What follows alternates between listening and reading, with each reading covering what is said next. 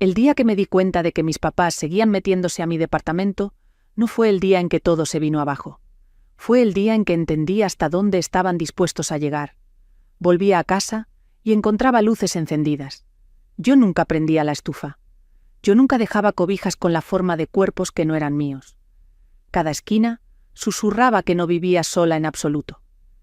La gente cree que la familia cruza límites por amor. Pero, ¿y si cruzar límites se vuelve la única forma que conocen de retenerte? Porque en el momento en que por fin desaparecí, fue cuando empezó la verdadera historia. Yo no siempre fui así de cautelosa. Hubo un tiempo en que creía que los límites eran simples. Dibujas una línea, la gente la respeta. Pero en mi familia, una línea era solo algo que se pisa. Tal vez por eso, a mis 29, todavía me estremecía cuando mi teléfono se iluminaba con el nombre de mi madre, o cuando la voz de mi padre se deslizaba en ese tono suave, cargado de culpa, que usaba siempre que quería que algo se le entregara en silencio.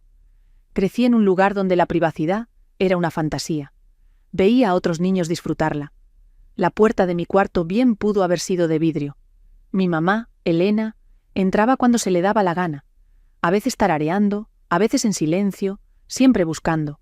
Levantaba cuadernos, hojeaba páginas, hacía preguntas disfrazadas de preocupación, ocultas demasiado, decía, aunque nunca se detenía a pensar por qué sentía la necesidad de ocultar algo en primer lugar. Mi papá, Tomás, nunca intervenía. Se encogía de hombros, murmuraba algo sobre mantener la paz y luego la dejaba seguir. Mientras tanto, mi hermana menor, Liana, vivía como realeza en un reino hecho de excepciones. Su cuarto era territorio prohibido, su desorden se llamaba creatividad, sus errores eran etapas. Los míos eran advertencias. La nuestra era una casa con dos juegos de reglas, uno flexible, otro asfixiante. Y yo crecí sabiendo exactamente a cuál pertenecía. Así que cuando por fin me mudé a un departamento de una recámara con vista al horizonte de la Ciudad de México, pensé que había cruzado un umbral invisible hacia la adultez. Compré mis propios platos, acomodé mi librero como me gustaba, colgué luces tenues en guirnalda que hacían que las noches se sintieran más tranquilas que cualquier cosa que hubiera conocido. Respiraba distinto ahí, más lento, más profundo, como si mis pulmones por fin confiaran en el aire a mi alrededor. Pero esa paz no duró mucho. La primera vez que mi mamá entró por su cuenta, actuó como si fuera una visita sorpresa, cargando despensa que ni siquiera me preguntó si yo quería. Se puso un delantal que sacó de su bolsa y empezó a cocinar como si hubiera estado esperando toda la semana la oportunidad. Mi papá se acomodó en mi sillón, diciendo que solo quería ver la vista, aunque sus ojos seguían yéndose hacia mi correo sobre la barra. Me dije a mí misma que era un malentendido, un exceso que corregiría en cuanto yo lo explicara. Pero explicarle algo a mi mamá nunca había cambiado nada antes. No lo cambió ahora. Luego vinieron las violaciones más pequeñas. Contenedores movidos, ropa que no me había puesto en meses, de pronto en el cesto de la ropa sucia. Una marca tenue en mi almohada. Liana tomando mi suéter sin pedir permiso. La pantalla de mi laptop dejada abierta en pestañas que yo no reconocía.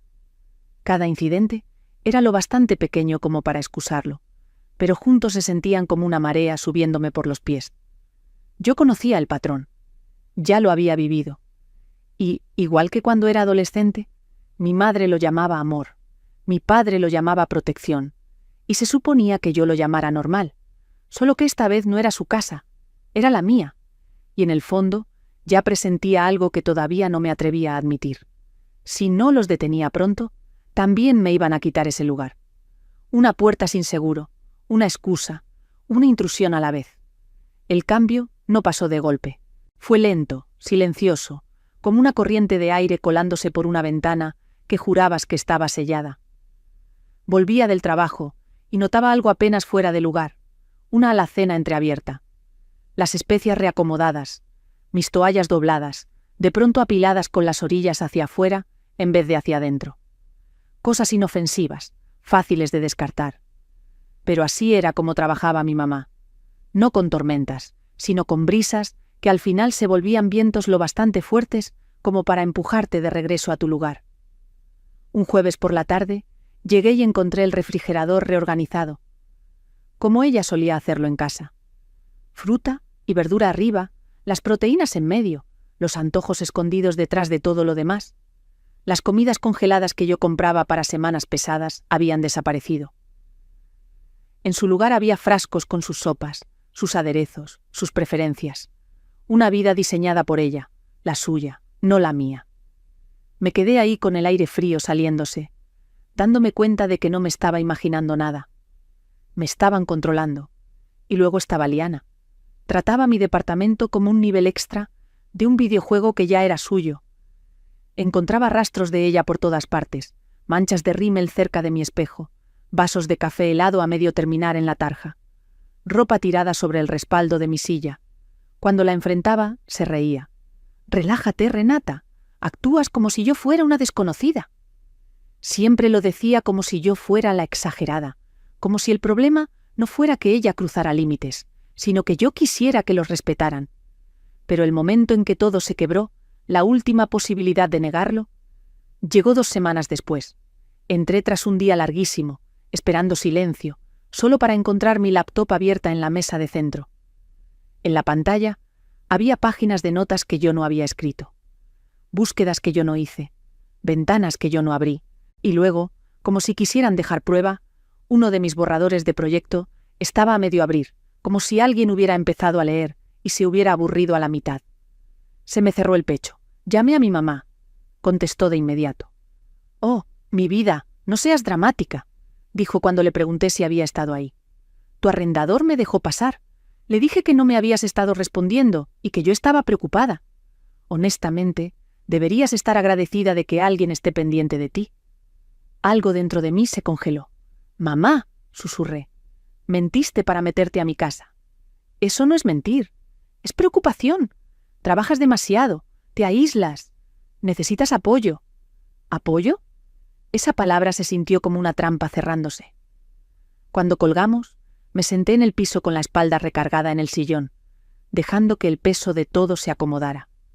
Cada recuerdo de la infancia, los diarios abiertos, los mensajes vigilados, las ubicaciones rastreadas, regresó en una sola ola asfixiante. Esto no era nuevo, era el mismo patrón, revivido y envalentonado. A la mañana siguiente no pude concentrarme en el trabajo. Agendé una sesión de terapia a la hora de la comida.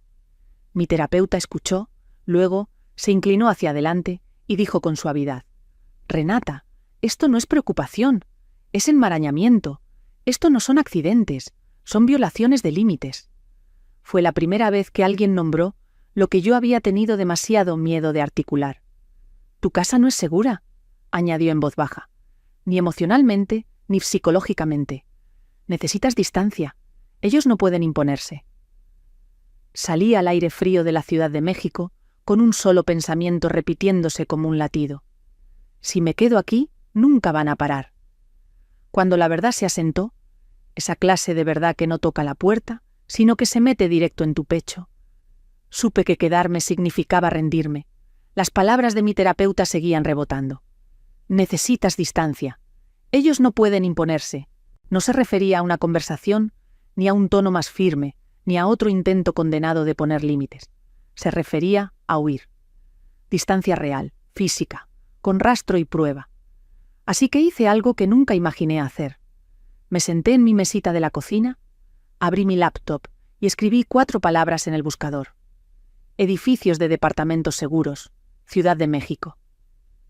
Mientras deslizaba entre anuncios, me di cuenta de lo pequeño que había sido mi mundo. Había pasado años creyendo que la privacidad era un privilegio que solo otras personas podían disfrutar. Pero esa noche, por primera vez, la privacidad se sintió como algo que yo podía elegir. Encontré un edificio en el centro, acceso con tarjeta, lobby con personal, cámaras en todos los pasillos, elevadores que requerían autorización incluso para moverse. Un lugar donde nadie podría convencer al personal de dejarlos entrar, ni siquiera mi mamá. Programé una visita para la mañana siguiente. En el momento en que crucé el lobby, lo supe.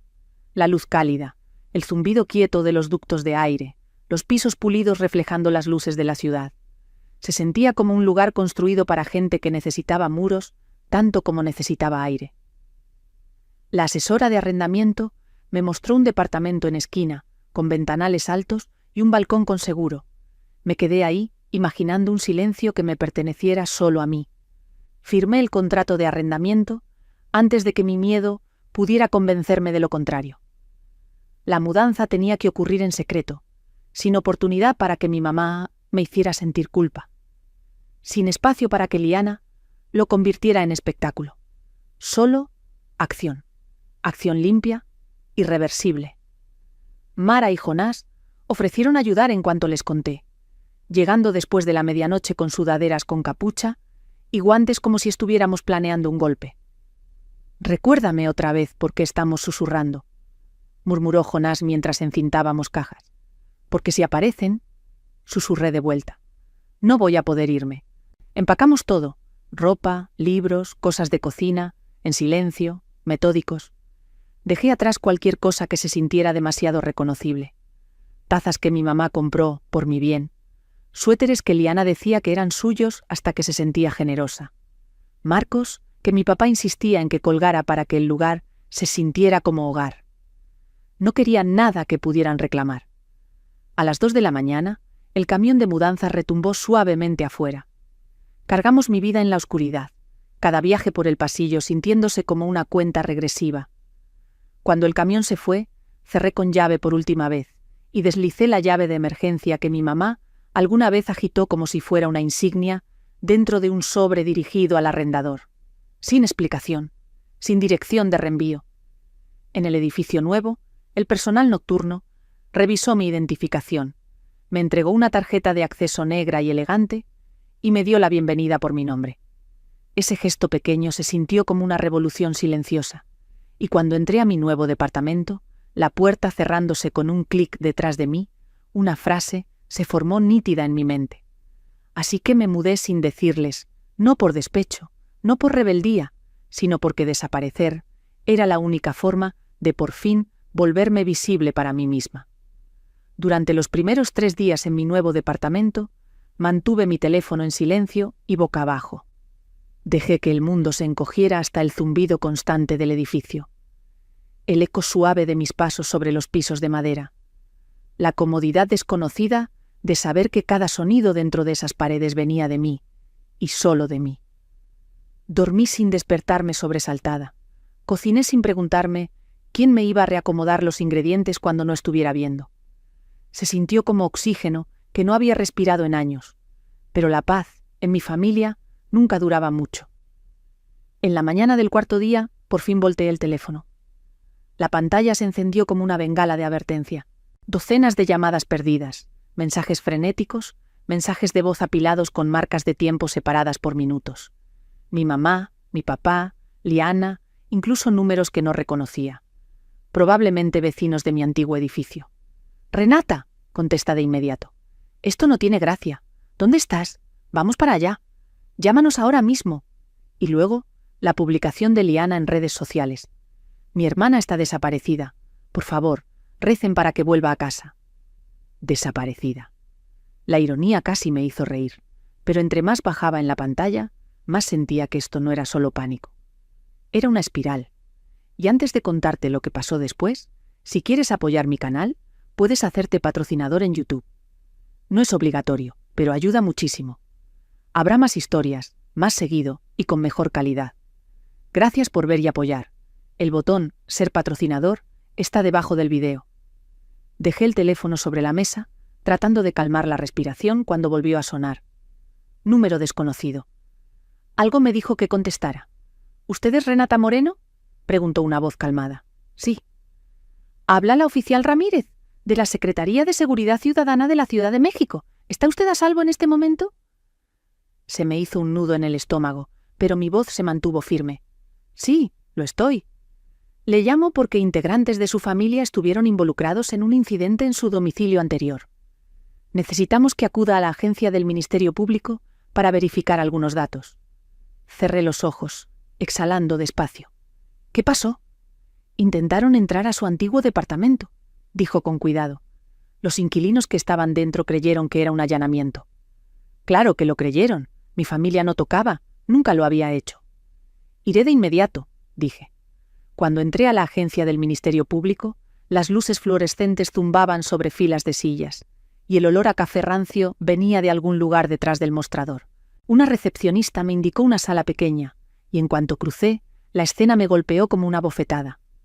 Mi mamá estaba sentada a la mesa, el rímel corrido, lágrimas marcándole las mejillas en líneas disparejas. Mi papá se mantenía de pie junto a ella, la mandíbula apretada, los ojos yéndose hacia la puerta en cuanto aparecí. Y Liana caminaba de un lado a otro en la esquina, brazos cruzados, la cara manchada, ya fuera de llorar o de haber sido atrapada. Era difícil saberlo. En el instante en que mi mamá me vio, soltó un jadeo y se levantó tan de golpe que la silla chilló contra el piso. «Renata, Dios mío, ¿dónde has estado? Creímos que estabas muerta». Su voz temblaba, pero debajo del pánico reconocí otra cosa. Acusación. Como si mi desaparición hubiera sido un ataque personal contra ella. No me acerqué. «¿Estoy bien?», dije en voz baja. «No debieron estar en mi departamento». «Ese ya no es tu departamento», murmuró mi papá, como si eso lo justificara. Entró la oficial Ramírez, tranquila, firme. «Vamos a sentarnos», dijo. Mi mamá sollozó de manera teatral y se dejó caer otra vez en la silla, apretando pañuelos como si fueran utilería. Yo me quedé de pie hasta que la oficial me indicó que tomara el asiento frente a ellos. «Moreno», empezó, «necesitamos aclarar su paradero y su bienestar, porque su familia la reportó como desaparecida». «No estaba desaparecida», dije. «Me mudé». «¿Te mudaste?», repitió mi mamá, la voz quebrándose. «¿Sin decirnos? ¿Sin decirme a mí?». Ese tono dolido me habría destruido antes. Ahora sonaba como una trampa familiar activándose. «Sí», respondí, simple. Liana puso los ojos en blanco. «Estás siendo ridícula, Renata. Si nos hubieras dicho, nada de esto habría pasado». La oficial Ramírez se aclaró la garganta. «Volvamos a lo que sí pasó. Según los inquilinos y testigos, su familia intentó forzar la entrada a una unidad que no era suya». «Eso es mentira», soltó mi mamá. «Pensamos que Renata estaba adentro. Intentábamos salvarla, subiéndonos al balcón de alguien». La oficial preguntó con calma. «¿Subiéndose al balcón de alguien?». Liana se movió incómoda. «Me resbalé. No fue como un allanamiento». Mi papá se frotó la sien. Estábamos desesperados. Nuestra hija desapareció. ¿Qué se suponía que pensáramos? «Se supone que respeten su privacidad», dijo la oficial. «Es una adulta. Su ausencia no es un delito». El silencio cayó pesado sobre la mesa. Yo inhalé. Me mudé porque no dejaban de meterse a mi casa. La cabeza de mi mamá giró hacia mí. «Solo entrábamos para ayudarte». «Le mentiste a mi arrendador», le recordé. «Le dijiste que yo estaba inestable para que te dejara pasar». Se estremeció con la palabra «mentiste», pero se recompuso rápido. Estaba preocupada. «Leíste mis cosas, reorganizaste mi hogar, le diste una llave a Liana». Liana bufó. «Ay, por favor, actúas como si yo hubiera robado algo». «Me robaste mi espacio», dije. «Mi lugar seguro». La oficial Ramírez juntó las manos. «Señorita Moreno, ¿le gustaría dejar constancia formal de estas preocupaciones por límites?» Mi mamá soltó un jadeo. «¿Constancia?» «Es su hija», dijo mi mamá. «¿Y ustedes son intrusos?», respondió la oficial con calma. «¿Con intención o sin intención?». Las palabras golpearon a mi familia más fuerte que cualquier cosa que yo hubiera dicho. Mi papá se inclinó hacia adelante. «Renata, vamos, cometimos errores, pero involucrar a la autoridad». «Ustedes la involucraron», dije con suavidad. «No yo». Y dejé que enfrentaran eso. La línea que definía todo se asentó sobre el cuarto como una verdad. Ninguno podía escapar. Los labios de mi mamá temblaron. «No puedo creer que nos hagas esto». La miré a los ojos. «Yo no les hice nada. Solo dejé de permitir que ustedes me hicieran cosas a mí». Silencio. Pesado. Necesario. La oficial Ramírez deslizó un formato sobre la mesa. «Dadas las circunstancias, recomiendo un acuerdo de límites por escrito. No es una orden de protección, pero deja documentadas las expectativas de aquí en adelante». Mi mamá lo miró como si fuera una sentencia. Yo mantuve la voz firme. «Aquí van mis términos. 3 líneas simples, no van a ir a mi nueva casa. Solo nos veremos en lugares públicos. No van a acceder a mis pertenencias personales, cuentas o correo jamás». Mi papá frunció el ceño. «Eso es extremo». «No», dije en voz baja. Es la adultez. Por un momento nadie se movió. Luego, despacio, con la renuencia de gente que por fin entiende que el mundo ya no se dobla para ellos, mis papás firmaron. Liana firmó al final, cejas tensas, la mandíbula apretada, la comprensión por fin asomando en su expresión. Cuando el papel volvió hacia mí, la firma brillando un poco bajo la luz del techo, algo dentro de mi pecho se desanudó, algo que había estado torcido durante años. Mi mamá susurró: «Extraño cuando me necesitabas». Junté los papeles con calma. Todavía pueden estar en mi vida, solo no pueden estar en mi casa. La oficial Ramírez asintió, aprobatoria, y cuando salí de la agencia del Ministerio Público, el aire frío de la Ciudad de México me envolvió como una hoja en blanco. Sentí algo que no había sentido en muchísimo tiempo. Libertad ganada, elegida, innegable. Los días después de ir al Ministerio Público se sintieron inusualmente silenciosos, como si el mundo por fin hubiera dejado de presionarme. En mi nuevo departamento, las mañanas eran lentas y suaves. Abría las persianas y dejaba que el sol de la Ciudad de México se derramara sobre los pisos de madera, recordándome que este espacio, esta paz, me pertenecía por completo. Sin pasos inesperados, sin especias reacomodadas, sin ese miedo persistente de que alguien hubiera cruzado una línea mientras yo no estaba. Mi familia guardó distancia tal como lo acordó.